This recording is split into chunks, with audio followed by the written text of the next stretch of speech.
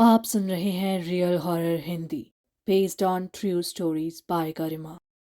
Close your eyes, put on your earphones and listen। गाड़ी की रफ्तार बहुत स्लो थी। रात के तकरीबन 3 बजे मैं और मेरी फैमिली शादी के फंक्शन से वापस आ रहे थे।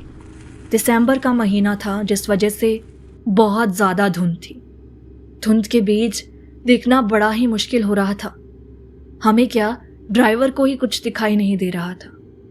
हम तीनों कजिन्स पीछे वाली सीट पर थे और उससे आगे वाली सीट पर मेरे बड़े दादी और बाकी लोग बैठे हुए थे, और उससे आगे ड्राइवर और बड़े भैया। ड्राइवर को ढंग से कुछ नज़र नहीं आ रहा था। इस बीच हमें भी डर लग रहा था कि इतनी धुंध में ड्राइवर ठीक से गाड़ी ड्राइव कर तो पाएगा ना, कहीं कोई हादसा तो नहीं हो जाएगा। वैसे तो इतनी रात को बहुत कम व्हीकल्स मिलते हैं, पर फिर भी हमारे अंदर डर बना हुआ था। हमारे शांत चेहरे और वो सुनसान रास्ता और उसके बीच ये धुंध बहुत डरावना लग रहा था। धीरे धीरे गाड़ी आगे बढ़ रही थी। पैलेस से घर का रास्ता कुछ 25 मिनट की दूरी पर था। धीमे धीमे जैसे जैसे गाड़ी चल रही थी, हम लोग भी आपस में बातें करने लगे। यार, तुझे याद है वो शिमले वाली आंटी आई थी? हाँ, मैंने देखा था। यार, कितनी गंदी लग रही थी ना, उसका तो पेट दिख रहा था। बहुत ही ज़्यादा बेकार थी, है ना मम्मी? हाँ हाँ ठीक है, बंद करो फालतू की बातें। क्या तुम लोग भी शांति से बैठ जाओ। अरे मम्मी, क्या है, यही तो दिन होते हैं, फिर बाद में ये चली जाएगी तो मैं क्या करूँगी? क्या करूँगी? क्या फ़ोन नहीं है क्या बात करने के लिए? अरे शांत हो जाओ, तुम लोग क्यों लड़े जा रहे हो? हम लोग ऐसे बात कर ही रहे थे कि अचानक से एक तेज आवाज के साथ गाड़ी रुक गई। तभी भैया ने ड्राइवर से पूछा, क्या हुआ, ये गाड़ी क्यों रोक दी और इतनी तेज आवाज किस चीज की आई? पता नहीं साहब, पता नहीं, कुछ आगे आ गया हो तो मैं रुक कर देखता हूँ। तुम रहने दो, मैं देखता हूँ। बड़े भैया गाड़ी से उतरे और उतरकर अपने फ़ोन की लाइट ऑन करके देखने लगे। देखा तो गाड़ी के आगे कुछ भी नहीं था, पर आवाज़ ऐसे आई जैसे कि गाड़ी से कुछ टकराया हो।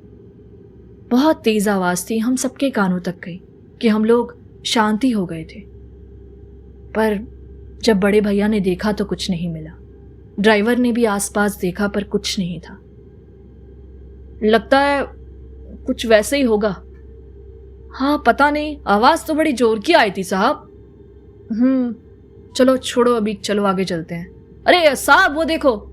वो लोग बैठने ही वाले थे कि तभी ड्राइवर ने कहा, साहब वो कुत्ता जा रहा है, मुझे लगता है यही आया होगा बीच में।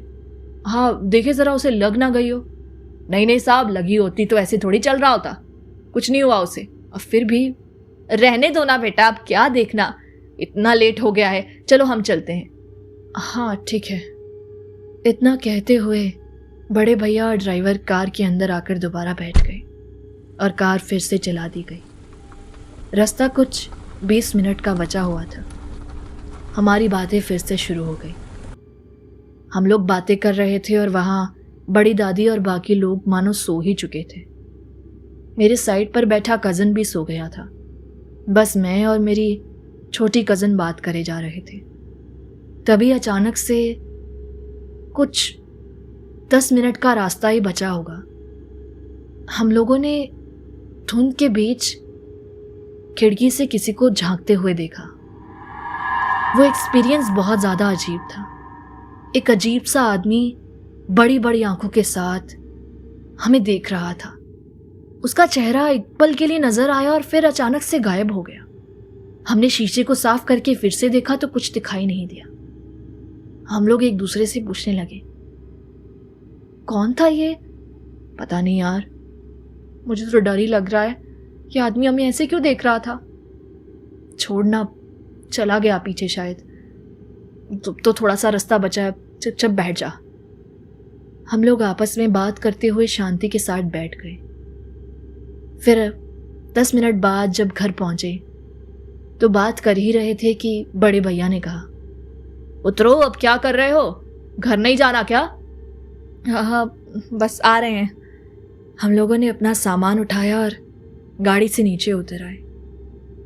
हम लोग जैसे ही गाड़ी से नीचे उतर कर जा रहे थे तो हमने ध्यान दिया कि हमारे घर से सामने की साइड, वही गली जहां से हम एंटर हुए थे, वहां पर वो आदमी खड़ा हुआ था। और इस बार वो आदमी हमें साफ नजर आ रहा था। वही आदमी जैसे हमने उस वक्त गाड़ी के पास देखा था, जो हमें घूरे जा रहा था। बिल्कुल सेम शक्ल थी और अजीब से बाल थे उसके, मानो कि 10 दिन से नहाया ही ना हो।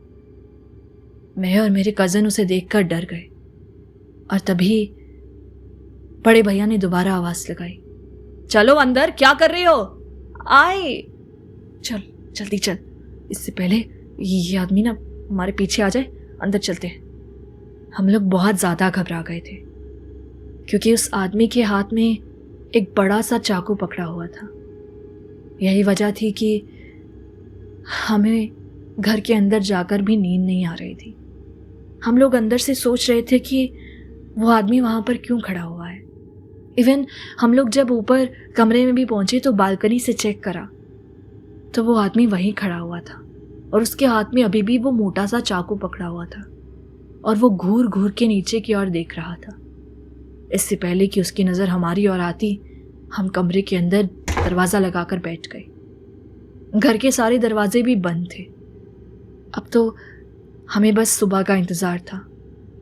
ना जाने वो आदमी कौन है और ऐसे क्यों देखे जा रहा है। हम लोग बहुत ज़्यादा घबराए हुए थे।